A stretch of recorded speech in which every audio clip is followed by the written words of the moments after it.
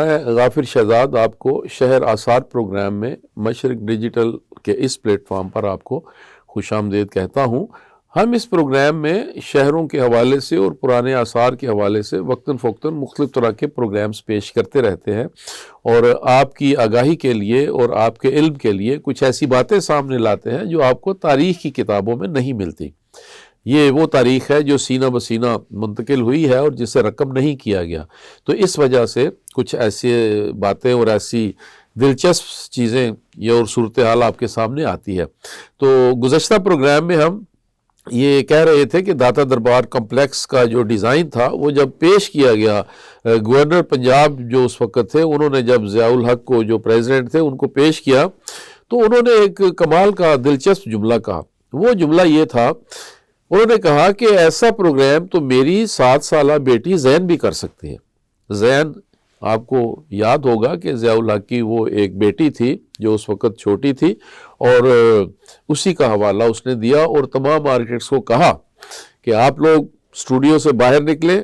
مزار کے اوپر آئیں، یہاں کی جو ایمبینس ہے اس کو اپنے اندر رچ بس کریں، رچاؤ اس کا کریں، اور اس کے بعد یہ جو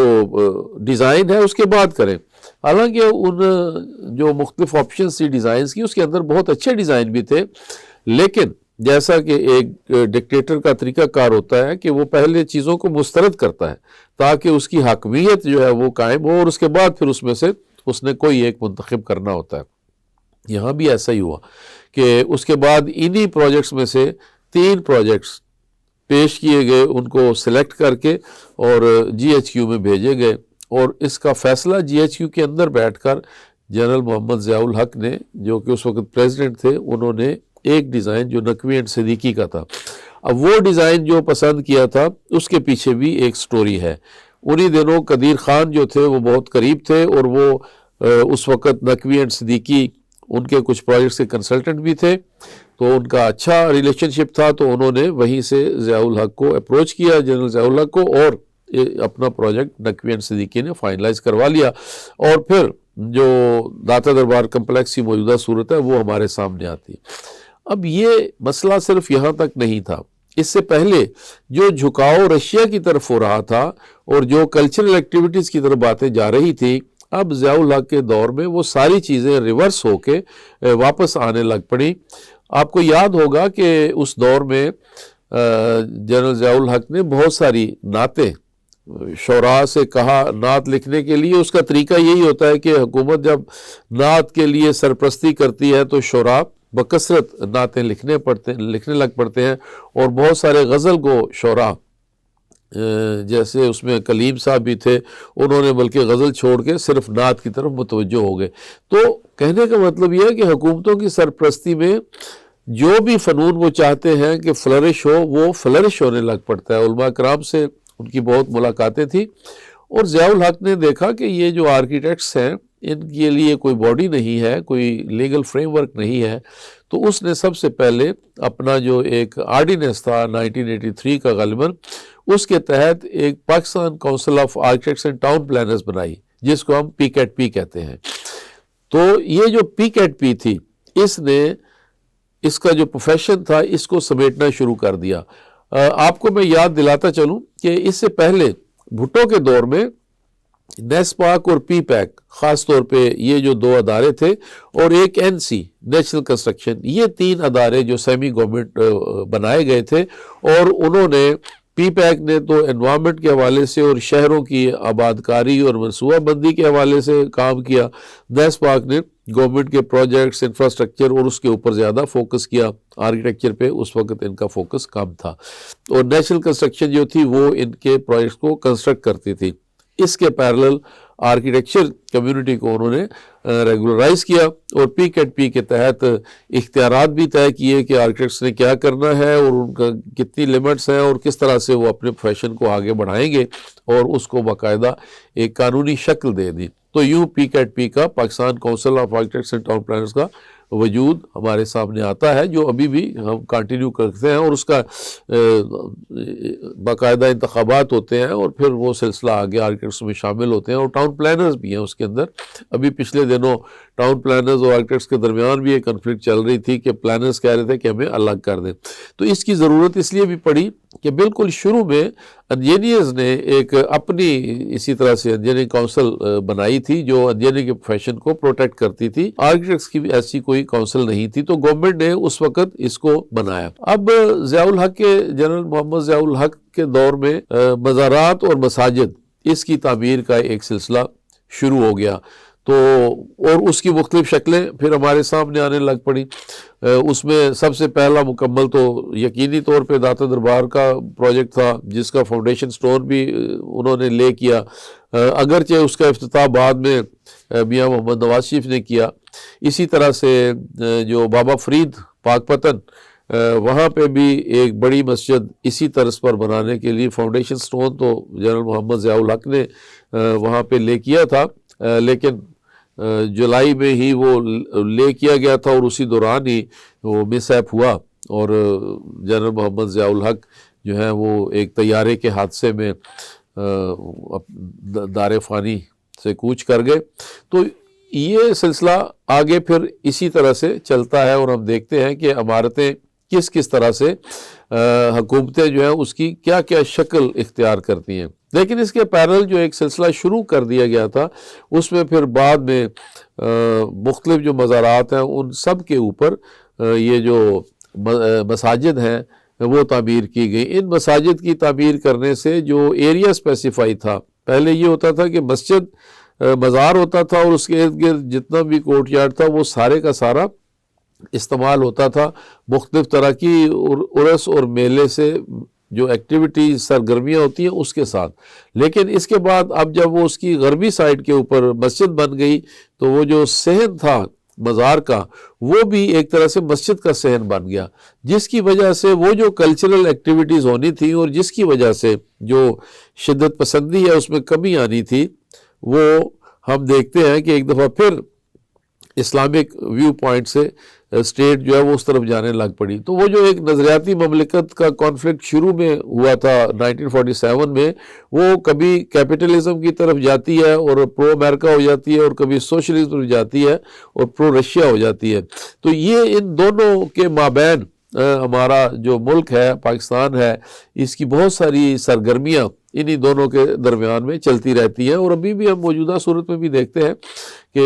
اسی طرح کی ایک سچویشن ہے جس میں یہ کبھی امریکنز کی طرف اور کبھی رشینز کی طرف یہ ہماری لابیز جو ہے وہ چلتی ہیں، اور امریکہ کا جو انٹرسٹ ہے وہ ہمارے سامنے آتا جاتا ہے۔ لیکن اسی میں جو باقی پروجیکٹس تھے اس کے بعد، جیسے ہم نے 60s میں بھی دیکھا کہ امریکنز جو تھے آرکیٹیکٹس، ان کا تو یہاں پہ آنا کم ہو گیا، لیکن وہ جو یہاں سے انگلینڈ سے لوگ ڈگری حاصل کر کے آئے تھے آرکیٹیکچر کی، اور انہوں نے امریکن آرکیٹیکٹس کی جو ماڈرن موومنٹ تھی اس کے تحت جو ڈیزائن تھے یہاں بڑی تعداد میں وہ ڈیزائن بنانے شروع کر دیے۔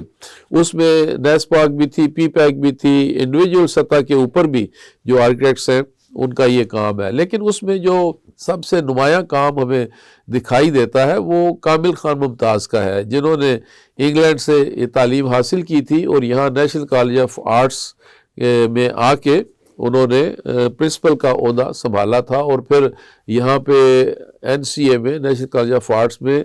آرکیٹیکچر کی ایجوکیشن ایک خاص ٹرینڈ کے اوپر شروع کی۔ لیکن جلد ہی انہیں یہ لگا کہ میں اگر اپنا راستہ متعین نہیں کروں گا تو یہ میں بھی ماڈرنٹی کے سیلاب میں بہہ جاؤں گا، اور یہ اتفاق اس طرح سے ہوا کہ کچھ اسٹوڈنٹس ان سے ملنے آئے، تو وہ جو اسٹوڈنٹس تھے انہوں نے بات کی، ان سے پوچھا کہ ہم جو ہے میرا جو فن تعمیر ہے وہ کس طرح کا ہے۔ کامل خان ممتاز صاحب سے انہوں نے پوچھا کہ آپ کس طرح کا ڈیزائن، انہوں نے کہا کہ آپ لوگ میرا پروجیکٹس دیکھ کے آئیں اور پھر مجھے بتائیں کہ میں کس سٹائل میں کام کرتا ہوں۔ وہ اسٹوڈنٹ جب واپس آئے تو انہوں نے بتایا کہ آپ تو جدید فن تعمیر کے مطابق کام کر دیں۔ تو یہ ایک ٹرننگ پوائنٹ تھا جس میں کامل خان ممتاز نے اپنی ڈائریکشن چینج کی۔ اس کے بعد انہوں نے مقامی فن تعمیر جو ہے اس کی ٹیکنیکس اور میٹیریل اسٹڈی کیے، انجمن معمارہ بنائی، اور انجمن معماراں کی بنیاد پر کچھ سیمینارز کیے، اور پھر یہاں کی عمارتوں کو، پرانی عمارتوں کو اور ان کے میٹیریلز کو اسٹڈی کرنے کے بعد اپنی ایک ڈائریکشن کا متعین کیا، اور اس میں ایک کتاب بھی لکھی آرکیٹیکچر ان پاکستان جو 1985 میں چھپی تھی۔ تو اس کتاب وہ ایک سنگ میل حیثیت رکھتی ہے پاکستانی فن تعمیر کے اندر وہ کتاب، اور اسی کے تحت ہی جو تعلیمی ادارے ہیں آرکیٹیکچر کے ان کو وہ پڑھایا بھی جاتا ہے۔ تو کامل صاحب نے پھر برکس کی طرف اور جو مغل ٹیکنیکس تھی جیومیٹری کی اور فریسکو ورک کی اور ڈومز کی، اس کو سب سے پہلے اس کی جیومیٹری کو اسٹڈی کیا، دیکھا، بنایا، اور اس کے بعد اسی کے مطابق انہوں نے تعمیرات کا کام شروع کیا۔ ابتدائی طور پہ ظاہر ہے ان کو کوئی زیادہ اہمیت نہیں دی گئی، لیکن بعد میں ہم دیکھتے ہیں کہ وہ باقاعدہ پینیٹریٹ کیا اور انہوں نے اپنی ایک کلائنٹیج پیدا کیے۔ اس کے پیرلل جو ماڈرن آرکیٹیکچر کی موومنٹ ہے اس میں نیر علی دادا خاص طور پہ اور شاہد عبداللہ، اور اس کے علاوہ لاہور میں بھی کچھ اور آرکیٹیکٹس ہیں جنہوں نے اس کے اوپر، جیسے شوکت نواز راجہ ہے، اسی طرح سے کچھ اور لوگ ہیں، انہوں نے ماڈرن موومنٹ کو فالو کیا، اس کی تقلید کی اور اسی کو پھر آگے لے کے چلے۔ تو یہ دو جو موومنٹس ہیں یہ پھر پیرل چلنے لگ پڑی۔ ایک جو ریجنل سٹائل تھا یا جو مقامیت تھی وہ جو کامل خواہ ممتاز لے کے چل رہے تھے، اور ایک وہ تھی جو ماڈرنٹی کی۔ تو یہ ماڈرنٹی اور ٹریڈیشن، یہ جو کانفلکٹ ہے یہ ہمیں آرکیٹیکچر میں بھی نظر آتی ہے، اور یہ وہ دو موومنٹس ہیں جو عالمی سطح پر بھی ہمیں دکھائی دیتی ہیں، اور اس کے اثرات بھی ہمیں یہاں پہ نظر آتے ہیں۔ تو جب تک تو کراچی میں اور لاہور میں یا پشاور میں انٹرنیشنل آرگنائزیشنز اپنے ہیڈ آفسز بنوا رہی تھی تو اس میں یہ فیصلہ ہوتا تھا کہ اسے ماڈرن آرکیٹیکچر کے مطابق ہونا چاہیے یا اس کو ٹریڈیشنل ہونا چاہیے۔ اسی طرح سے آپ اسلام آباد میں سیرینا ہوٹل دیکھیں گے، فیصل آباد میں، کوئٹہ میں سیرینا ہوٹل، تو وہ ایک طرح کی پریکٹس ہے ریجنل آرکیٹیکچر کی۔ تو یہ دو موومنٹ پیرلل جو ہے وہ چلتی ہیں۔ جیسے مین بولیوارڈ اسلام آباد میں بلو ایریا میں خاص طور پہ جو عمارتیں نظر آتی ہیں، جیسے کراچی میں آپ کو کچھ عمارتیں نظر آتی ہیں، لاہور میں پچھلے کچھ سالوں سے، تو یہ ساری ماڈرن موومنٹس ہیں، اس کے تحت یہ ساری اسٹریٹ لائن، کانکریٹ، لارج سپینز، یہ سارا سلسلہ جو ہے وہ ہمیں آگے بڑھتا ہوا دکھائی دیتا ہے۔ لیکن اس کے بعد پھر کچھ لوگ جو باہر گئے ہیں انہوں نے پوسٹ ماڈرنٹی کو بھی مد نظر رکھا۔ پوسٹ ماڈرنٹی میں یہ تھا کہ جو ماڈرن تھی جس کی بنیادی فلاسفی یہ تھی کہ لیس از مور، تو اس فلاسفی کو انہوں نے تھوڑا انڈو کرنے کے لیے یہ فیصلہ کیا کہ اس میں تھوڑی بہت ایسی ڈیٹیل شامل کی جائے جو ہمارے کلچر اور ٹریڈیشن کے ساتھ اس کو جوڑتی ہوں۔ تو اس میں پھر ہمارے کچھ آرکیٹیکٹس ہیں جس میں غیور عبید ابتدائی طور پہ ان کا نام سامنے آتا ہے، اور بھی لوگ ہیں جنہوں نے پھر پوسٹ ماڈرن موومنٹ کو یہاں پہ انٹروڈیوس کروایا، اور یوں ٹریڈیشن اور ماڈرنٹی کے درمیان ایک سلسلہ عمارتوں کا پورے ملک میں آگے بڑھنے لگ پڑا، اور ہم دیکھتے ہیں کہ اسی کے مطابق ہماری شناخت بنتی ہوئی نظر آتی ہے۔ لیکن اس کے پیرلل